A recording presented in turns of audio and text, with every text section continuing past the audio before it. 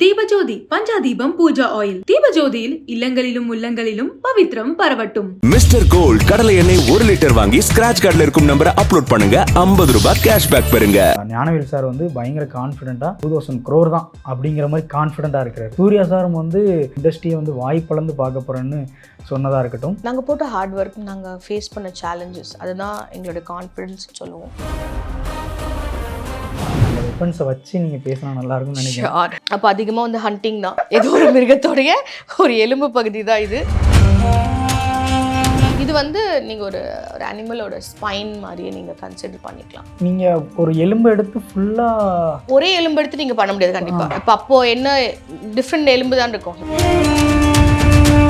கங்குவா வால், கங்குவாவோட வால் இது ஒரிஜினலாகவே இந்த வெயிட் தானா இல்லை நீங்கள் சூர்யா சாருக்காக பண்ணது வேறா? சார் இது வந்து கழுகு நகம். இதெல்லாம் யாராவது நோட் பண்ணி சொன்னாங்களா? சிவா சாராக இருக்கட்டும், சூர்யா சாராக இருக்கட்டும், எல்லாருமே ப்ரெசென்ட்டில் அவர் இருக்கிற மாதிரியே தான் பேசினாங்க. எல்லா இடங்கள்லையும் அவருடைய பேர் வந்து இப்போ பேசப்படுது. அந்த ஒரு விஷயம் மிலன் சார் இருந்தால் இப்போ நல்லா இருந்திருக்கும். நானுமே அப்படி தான் இருக்கார், இங்கே தான் இருக்கார். ஸோ அந்த டைம் சூர்யா சார் உங்கள்கிட்ட ஷேர் பண்ணது, சூர்யா சார் பர்சனலாகவும் பேசினார். It is a shock for everyone. So ஆனால் அவருடைய சப்போர்ட்டும் வாஸ் தேர். ஸோ அதுக்கு முன்னாலே வந்து சாருக்கு இந்த மாதிரி ஏதாவது தெரிஞ்சதா? ஏதோ ஒரு சம்திங் இருக்கு? No no no no, sudden cardiac.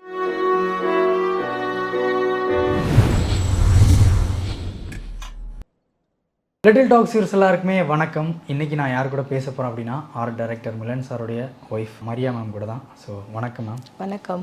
எப்படி இருக்கீங்க? நல்லா இருக்கேன். ஸோ மிலன் சாருடைய இழப்புக்கு நாங்கள் எப்படி ஆறுதல் சொல்கிறதுன்னு தெரில. பட் ஆனால் நீங்கள் அவருடைய நினைவுகளை பேச பேச அது உங்களுக்கு பெரிய ஆறுதலாக இருக்கும்னு நான் நம்புகிறேன். ஸோ கங்குவை பொறுத்த வரைக்குமே எல்லாரும் ப்ரெஸ் மீட்லேயா இருக்கட்டும், இதோட ப்ரமோஷன் காரியங்களாக இருக்கட்டும், எல்லாத்துலேயுமே வந்து மிலன் சாரை பற்றி பேசாமல் இருந்ததே கிடையாது. ஆடியோ லான்ச்சில் கூட எல்லாருமே மிலன் மிலன் மிலன் சொல்லி அந்த பேர் வந்து ஒழிச்சிட்டே இருந்தது. ஸோ எல்லாருமே ப்ரெசென்ட்டில் அவர் இருக்கிற மாதிரியே தான் பேசினாங்க. ஸோ அது எப்படி மேம் இருக்குது? எல்லா ப்ரமோஷனில் எல்லா இடங்கள்லையும் அவருடைய பேர் வந்து இப்போ பேசப்படுது. அந்த ஒரு விஷயம் மிலன் சார் இருந்தால் இப்போ நல்லா இருந்திருக்கும். பட் நானுமே அப்படி தான் இருக்கார், இங்கே தான் இருக்கார். ஃபிசிக்கலாக இல்லை, பட் எவ்ரிவேர் எல்லாருக்கூடயுமே இருக்காருன்றதான் இன்னைக்கு வரைக்குமே எல்லாருடைய மைண்ட் செட். எனக்கும் அப்படி தான் ஃபீல் ஆகுது. ஏன்னா it's Kanguva, it's more, it's like Kanguva is close to heart project. And அதுக்கு போட்ட ஹார்ட் ஒர்க் அண்ட் அதோட டீட்டெயிலிங் எல்லாமே வந்து மிலன் சார் ஃபிசிக்கலாக இல்லைனாலும் எப்போவுமே கூட இருப்பாருன்ற ஒரு ட்ரஸ்ட் இஸ் தேர் ஆல்வேஸ். கண்டிப்பாக. ஏன்னா சூர்யா சாரும் வந்து ரொம்ப எமோஷ்னலான ஒரு மனிதன்னு சொல்லி எல்லாருக்குமே தெரியும். அவருடைய அகரம் ஃபவுண்டேஷனில் கூட ஒரு ஃபங்க்ஷனில் ஒரு குழந்தை பேசும்போது கூட அவர் ரொம்ப குழந்தையாட்டம் அழ ஆரம்பிச்சிட்டாரு. ஸோ அப்படிப்பட்ட மனுஷன் கண்டிப்பாக இந்த விஷயம் கேள்விப்பட்டதுன்னு ரொம்ப எமோஷ்னல் ஆகிருப்பார்ல. ஸோ அந்த டைம் சூர்யா சார் உங்கள்கிட்ட ஷேர் பண்ணது அந்த விஷயங்கள் ஏதாவது? இல்லை, வீவர் ஆக்சுவலி ஷூட் போயிட்டு தான் இருந்த அந்த டைமில். ஓகே. சூர்யா சார் பர்சனலாகவும் பேசினார். He visited us also. So it is a shock for everyone. So ஆனால் அவருடைய சப்போர்ட்டும் வாஸ் தேர் எனக்கு இந்த ப்ராஜெக்ட் முடிகிற வரைக்குமே. ஸோ அதுக்கும் ஒரு பெரிய ஒரு தேங்க்ஸ் எப்பவுமே சொல்லணும். முக்கியமாக அவங்களுடைய கான்ஃபிடென்ட்டை நான் பாராட்டி ஆகணும் மேம். நான் இல்லை, எல்லாருமே பாராட்டுறாங்க. என்னென்னா அவர் விட்டு போன விஷயத்த நானே பண்ணுறேன் அப்படின்னு சொன்னது. சிவா சார் கூட ஆடியோ லான்ச்சில் சொல்லியிருந்தார், வேறு யாரை நம்ம போடலாம் அப்படின்னு நாங்கள் இது பண்ணும்போது மரியாவே வந்து நான் பண்ணுறேன் அப்படின்னு சொன்னது, அந்த கான்ஃபிடென்ட். ஸோ அதை பற்றி சொல்லுங்கள் மேம். நானே பண்ணுறேன் அப்படின்னு சொல்லி வந்தது. ஸோ அவர் இடத்த நான் ஃபுல்ஃபில் பண்ணணும் அப்படின்னு நினச்சி தானே? சார் பொறுத்த வரைக்கும் வந்து மிலன் சார் எந்த ஒரு வேலையும் பாதியில் விட்டுட்டு போகிற பர்சன் இல்லை. அதை எடுத்தால் முடிச்சுடணுன்றது ஆல்வேஸ் இருக்கிற விஷயம். ஸோ எனக்கு சார் இல்லைன்னு தெரிஞ்சதுக்கப்புறம் ஃபஸ்ட் திங் என்னவாக இருந்ததுன்னா, கமிட்மெண்ட்டை முடிச்சுடணும். Because sir's given a commitment. அவரை நம்பி இவ்வளோ பெரிய ஒரு ப்ராஜெக்ட், இவ்வளோ பேர் அவங்க இருக்காங்க அப்படின்றப்போ Milan sir's assistant team was supporting me a lot. So and Kanguva team. So அப்படி இருக்கும்போது வந்து ஃபஸ்ட் எனக்கு என்னென்னா முடிச்சு கொடுக்கணும். That was main. அதுதான் ரொம்ப ஃபோக்கஸ்டாக இருந்த விஷயமே விட, மிலன் சார் இல்லைன்றதையும் தாண்டி வந்து அந்த கமிட்மெண்ட் கொடுக்கணுன்றது தான் வாஸ் மோர் ஹையர் ப்ரையாரிட்டியாக இருந்தது. அதை ஃபுல்ஃபில் பண்ணிடணும் அப்படி. ஆமாம், அது என்ன நடந்தாலும் சரி அதை முடிச்சிடணும் அப்படின்றது வந்து ஐ வாஸ் ஃபிக்ஸ்ட் அதில். அதுக்கு எனக்கு நிறைய பேர் சப்போர்ட்டிவாக இருந்தது வந்து ரொம்ப ஒரு காட்ஸ் கிரேஸ் தான் சொல்லணும். மிலன் சாருடைய பிளெஸ்ஸிங்கும் மோராக இருக்கும் தான் ஆல்வேஸ் ஐ பிலீவ். ஓகே. அது ஃபர்ஸ்ட்லேருந்து மிலன் சார் இந்த விஷயங்கள்லாம் டிஸ்கஸ் பண்ணியிருந்தாரா? கங்குவா படத்துக்கு இந்த விஷயங்கள்லாம் பண்ணுறாங்க அப்படின்னு சொல்லி. ஏன்னா நீங்கள் டக்குன்னு உள்ளே போகும்போது மீத உள்ள ஒர்க்கெலாம் நம்ம தான் பார்க்குறோங்கும்போது அந்த ஒரு விஷயம்லாம் எப்படி மேம் ஆல்ரெடி சார் டிஸ்கஸ் பண்ணியிருந்தாரா இந்த ஒரு விஷயங்கள்லாம்? ஆமாம், ப்ராஜெக்ட் பிகினிங்லேருந்தே இருக்கேன். ஸோ என்ன தேவை எல்லாமே நமக்கு தெரியும். Okay. But initially after Milan sir வரும்போது அது கொஞ்சம் இனிஷியல் ஸ்ட்ரகிள்ஸ் இருந்தது. பட் கான்ஃபிடென்ஸ் இருந்தது, பண்ணி முடிச்சிடுவேன் அப்படின்றதுனால. So I proceed. கான்ஃபிடென்ட்டுக்கு பாராட்டுகள் மேம். ஏன்னா நிறைய பேர் அந்த இடத்துல துவண்டுருவாங்க, அடுத்து என்ன பண்ண போகிறோன்னு திகச்சிருப்பாங்க. ஸோ நீங்கள் அதை எடுத்து பண்ணது பெரிய விஷயம். ஸோ மிலன் சாரோட ஒர்க் பற்றி கேட்கும்போது நான் ஒரே விஷயம் நோட் பண்ணேன். சூர்யா சாருமே அதை சொன்னார். என்ன அப்படின்னா, அந்த லேக்கு வந்து பெரிய செட் போட்டிருந்தாங்க, அது அப்படியே ஒரிஜினலாக இருந்தது. ஸோ அந்த இடத்துல மிலன் சாரை கூப்பிட்டு அவர் நினச்சிருந்தா மிலன் சாரை தனியாக பாராட்டிட்டு போயிருக்கலாம். பட் ஆனால் செட்டில் எல்லாருமாலையும் கூப்பிட்டு எல்லாருமே கிளாப் பண்ணுங்க அப்படின்னு சொன்னது. ஸோ இப்படி சின்ன சின்ன விஷயத்த வந்து ஒருத்தருக்கு வந்து அந்த அங்கீகாரம் கிடைக்கணும், பாராட்டு கிடைக்கணும் அவர் நினைக்கிறார் இல்லையா? ஸோ அதை பார்த்தீங்களா? அந்த மேக்கிங் வீடியோவில் நான் பார்க்கும்போது எனக்கு இதாக இருந்தது ரொம்ப. ஸோ அதெல்லாம் பார்க்கும்போது எப்படி மேம் இருந்தது உங்களுக்கு? எந்த ஒரு விஷயமும் நம்ம ஃபஸ்ட்டு அச்சீவ் பண்ணும்போது நம்ம தனியாக பண்ண முடியாது. It's a team work. So Kanguva பொறுத்த வரைக்கும் 200% was team work more. So இப்போ அந்த இடம் பண்ணலாம் அப்படின்றது Milan sir had it in mind. இந்த இடம் நம்ம பண்ணிக்கலாம் அப்படின்னு வரும்போது அதுக்கு சப்போர்ட்டிவாக இருந்த எல்லாருமே தான் நான் கிரெடிட் சொல்லணும், அங்கே ஒர்க் பண்ணவங்க எல்லாருமே. அண்ட் அதை பாசிபிளாக பண்ணி கொடுத்த ஞானவேல் சார். ஸோ அவருக்கும் நான் அதை மென்ஷன் பண்ணணும். ஏன்னா ஷார்ட் டியூரேஷன்ஸ் எல்லாமே, இம்மீடியட் ஒர்க், எக்ஸிக்யூஷனுக்கு அப்ரூவல் எல்லாமே இஸ் அ திங். ஸோ அப்படி இருக்கும்போது வந்து தட் எக்ஸ்ப்ளோரிங் வாஸ் மோர். இந்த இடத்த எப்படி அதை மாற்றலாம், எப்படி கன்வெர்ட் பண்ணலாம் அப்படின்றது. So I am happy. இது மிலன் சாருக்கு மட்டுமே சேர்ற ஒரு விஷயம் இல்லை, மிலன் சார் கூட இருந்த அத்தனை பேருக்குமே அது ஒரு பாராட்டுக்குரிய விஷயம் தான். ஸோ அந்த லேக் பற்றி பேசும்போது அந்த முதலையை பற்றி எல்லாருமே சொன்னாங்க.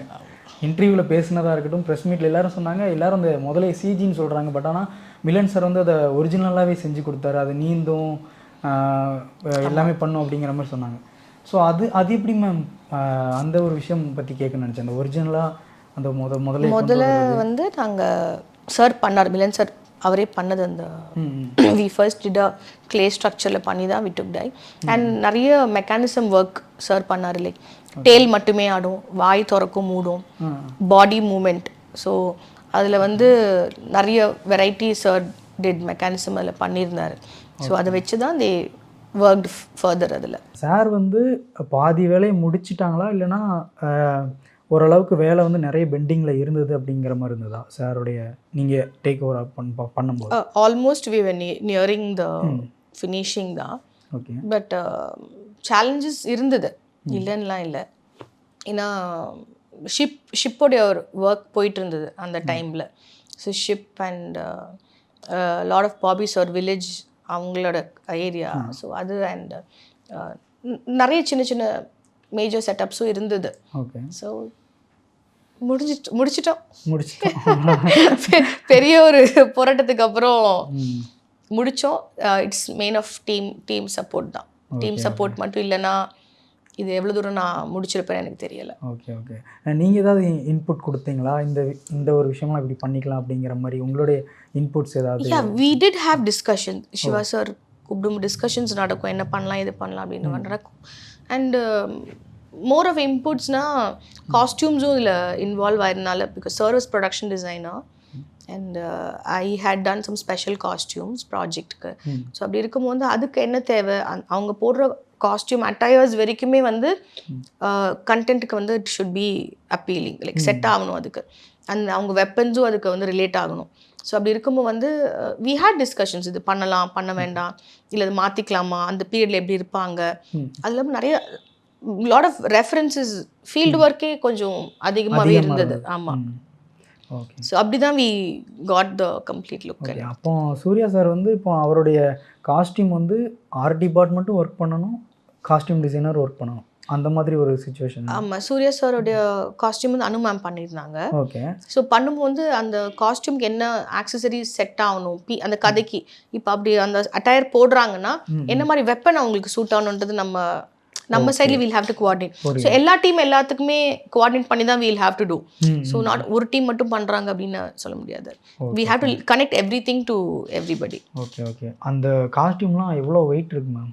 சார் போட்டிருக்க காஸ்டியூம்? சார் காஸ்டியூம் கொஞ்சம் ஹெவி தான், பட் ஆனால் அவர் அது என்றைக்குமே அதை ஒரு எக்ஸ்பிரஸ் பண்ணதே இல்லை. ஆமாம், ஏன்னா சிவா சார் வந்து ஒரு இடத்துல சொன்னார், நார்மலாக அந்த காஸ்டியூம் போட்டு சண்டை போடுறதா இருக்கட்டும் எல்லாமே வந்து ரொம்ப கஷ்டம்.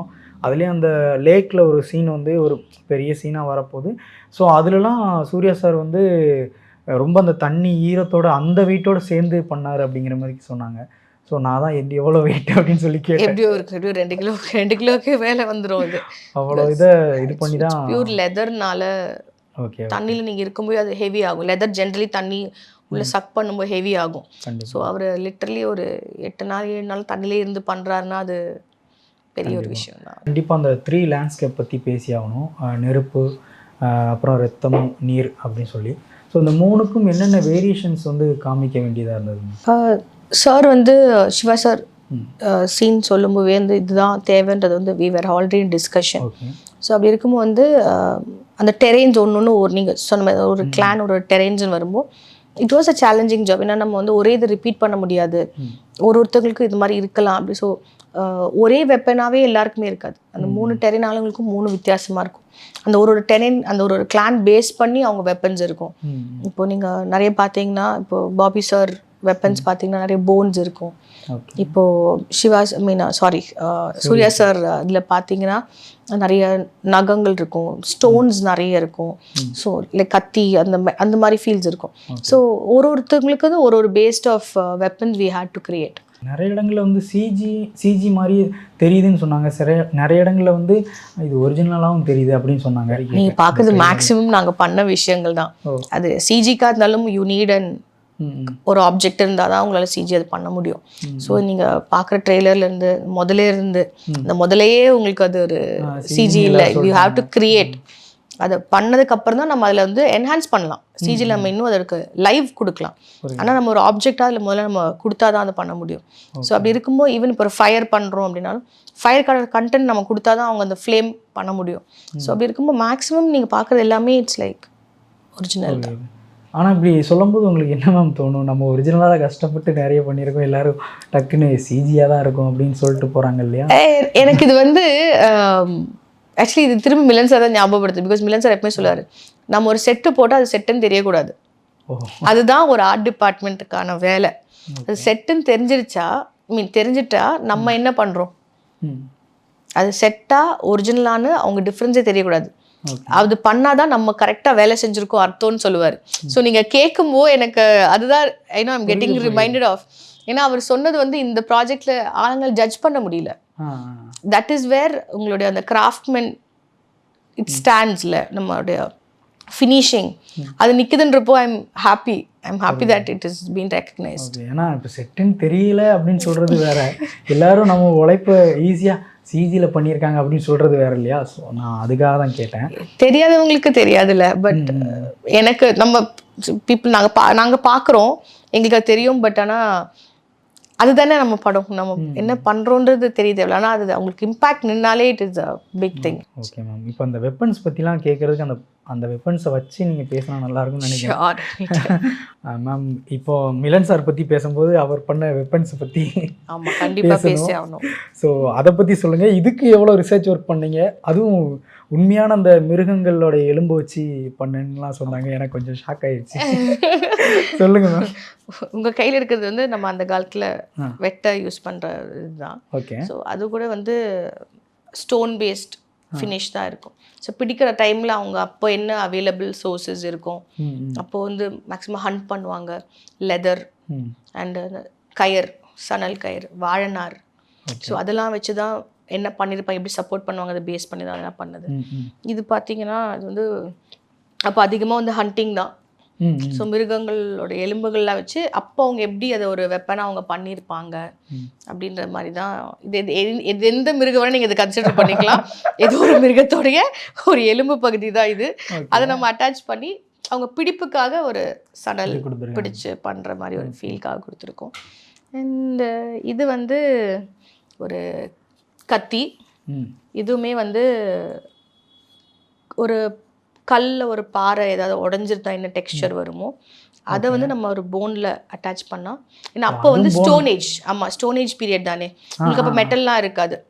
ஸோ அப்படி இருக்கும்போது அப்போது என்ன ஒரு ஷார்ப் ஆப்ஜெக்ட் வச்சு அவங்க என்ன யூஸ் பண்ணியிருப்பாங்கன்ற பேஸ் பண்ணி தான் அதை நம்ம ஒரு போனில் எலும்பில் அட்டாச் பண்ணால் அதுக்கு ஒரு இன்னும் டீட்டெயிலிங் கொடுக்குறது ஒரு லெதர் ஃபினிஷ், ஒரு ஜாயிண்ட் அட்டாச் பண்ணுறதுக்காக ஒரு ஃபினிஷ்காக தான் இந்த ஒரு. ஸோ அடுத்து ஒரு பெரிய அது பாபி சார் வச்சதுன்னு நினைக்கிறேன், அப்படி தானே இல்லையா? ஆக்சுவலி ஓப்பன் சொல்லணும்னா நாங்கள் நிறைய வந்து வெப்பன் பண்ணிட்டோம். யாருக்கு பண்ணு என்னால் அதை ஜட்ஜ் பண்ண முடியல. நீங்கள் சொல்லும்போது நான் இப்போ ஆக்சுவலி ரீகால் பண்ணி பார்க்குறேன் எதில் வந்ததுன்னு.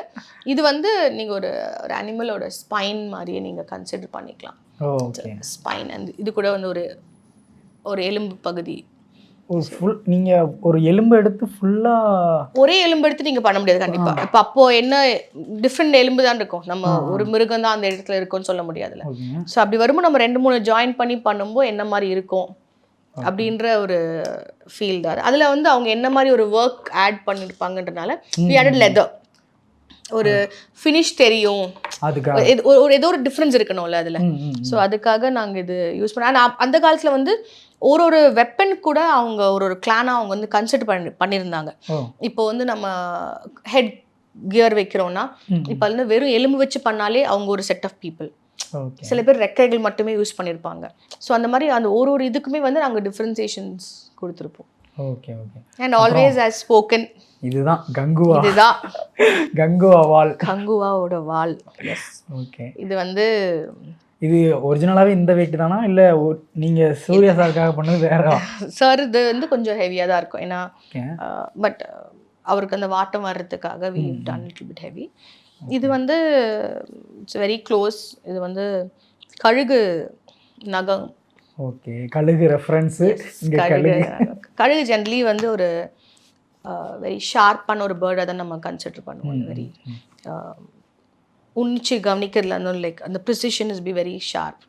ஸோ ஒரு லீடராக இருக்கிற ஆளுக்கு அந்த ஒரு குவாலிட்டி ரொம்ப நீடட்ன்றனால ஒரு ஸ்ட்ரென்த், ஒரு ஸ்ட்ராங் அப்படி இருக்கும்போது ஸோ அதை வச்சு வி டிசைன் திஸ். ஓகே, இவ்வளோ விஷயம் சொல்கிறீங்களா மேம்? இதெல்லாம் யாராவது நோட் பண்ணி சொன்னாங்களா செட்டில்? சிவா சாராக இருக்கட்டும், சூர்யா சாராக இருக்கட்டும். அவங்க ஃபர்ஸ்ட் டைம் இதை எடுத்து பார்க்கும்போதே தே நோட்டில் எல்லாமே. ஓகே. ஸோ அது பண்ணும்போதே தேவர் லைக் இப்படி கூட இருந்திருக்குமோ அப்படின்றது தான் வாஸ் மெயின் திங். ஸோ இப்படி நம்ம கொடுக்குற அவுட்புட் தானே. ஃபர்ஸ்ட் அவங்க ரியாக்ஷன் என்னன்னு தெரிஞ்சுக்கலாமா? என்ன சொன்னாங்கன்னு தெரிஞ்சுக்கலாமா? என்ன சொன்னாங்கன்னு நான் அந்த டைப்ல எனக்கு ஞாபகம் இல்லை. பிகாஸ் ஒரு நாள்னா தெரியும், 2.5 வருஷமா அந்த ப்ராஜெக்ட் நாங்கள் ஒரு நாள் ஒர்க் பண்ணியிருக்கோம். ஸோ அதனால பர்டிகுலராக அப்படின்னு சொல்றதுக்குல. பட் இது நம்ம ஃபீல் பண்ணும்போதே உங்களுக்கு தெரியும். நீங்க இந்த வெப்பன்ஸ் ஹோல்ட் பண்ணுவேன், நீங்க அந்த பீரியட்ல இருக்கிற உங்களுக்கு ஒரு சாட்டிஸ்ஃபேக்ஷன் உங்களுக்கு அதில் வந்துடும். நான் இப்போ அந்த பீரியட்ல இருந்தால் அது எப்படி இருக்கும் அப்படின்றது வந்து உங்களுக்கு அந்த ஃபீலிங் அதில் வந்துடும்ன்றதுனால you are taken into that era of Kanguva. So முக்கியமாக ஆல்வேஸ் பி ஹெல்ப்.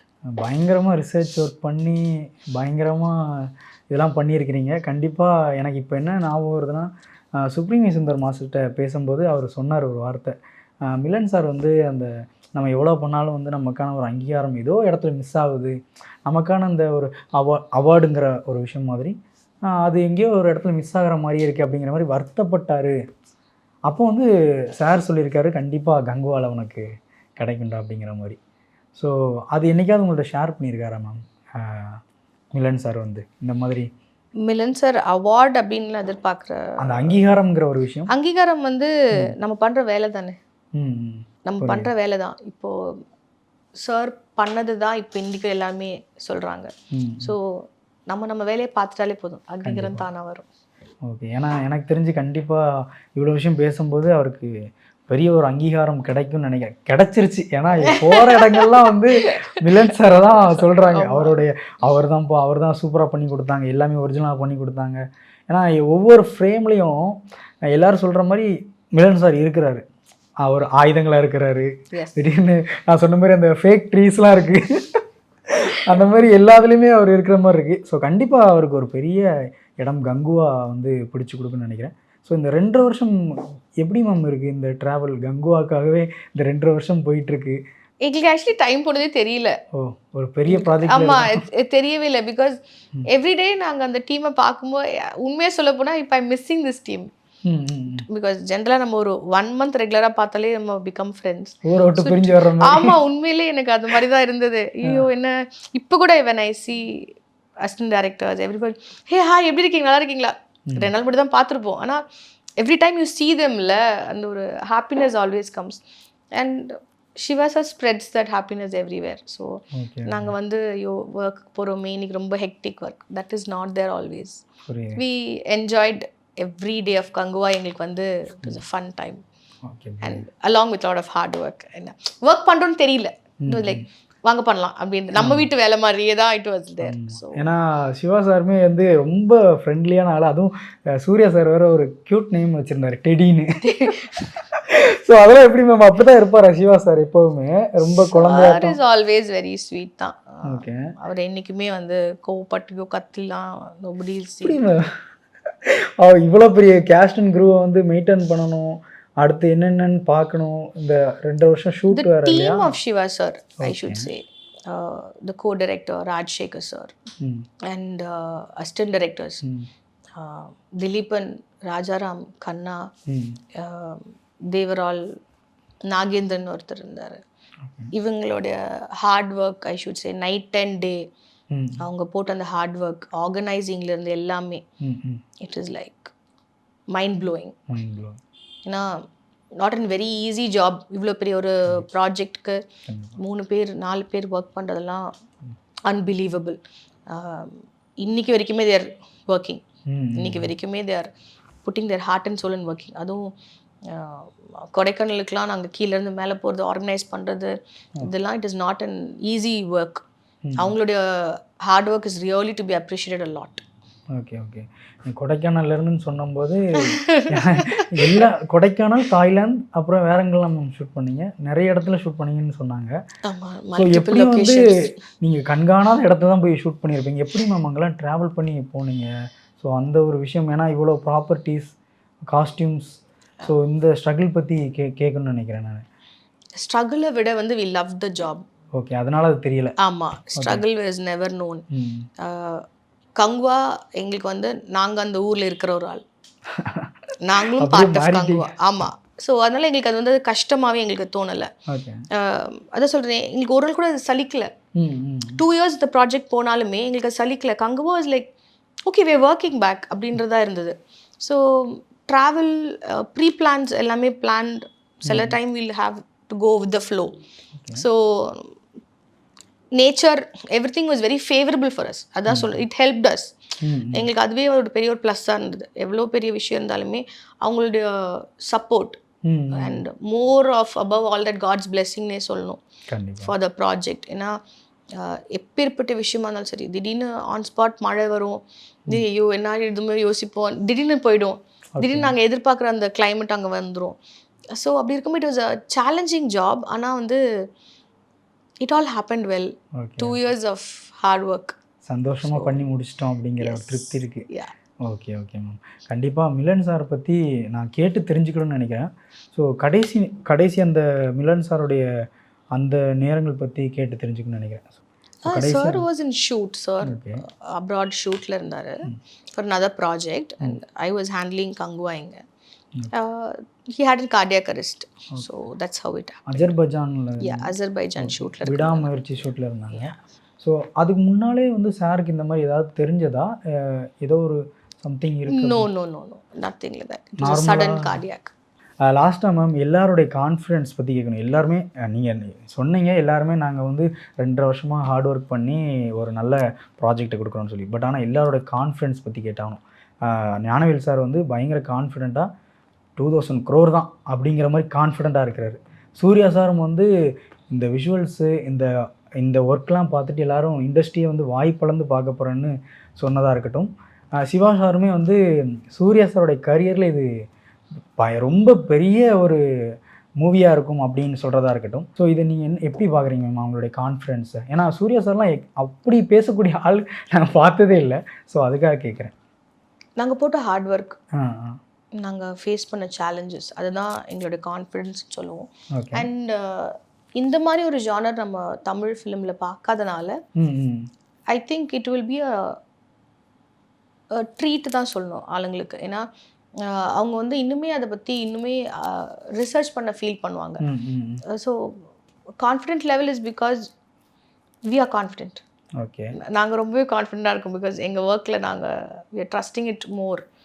ஏன்னா we know we done a good project. So it will be a very big confidence for everyone also. முக்கியமாக Milan சாருக்கு ஒரு நல்ல ட்ரிபியூட்டாக இருக்கும், நல்ல ஒரு அவருடைய உழைப்பை பாராட்டுற ஒரு படமாக இருக்கும் நம்புகிறேன். ஸோ தேங்க்யூ மேம் உங்களுடைய டைமுக்கு. Thank you so much. Thank you.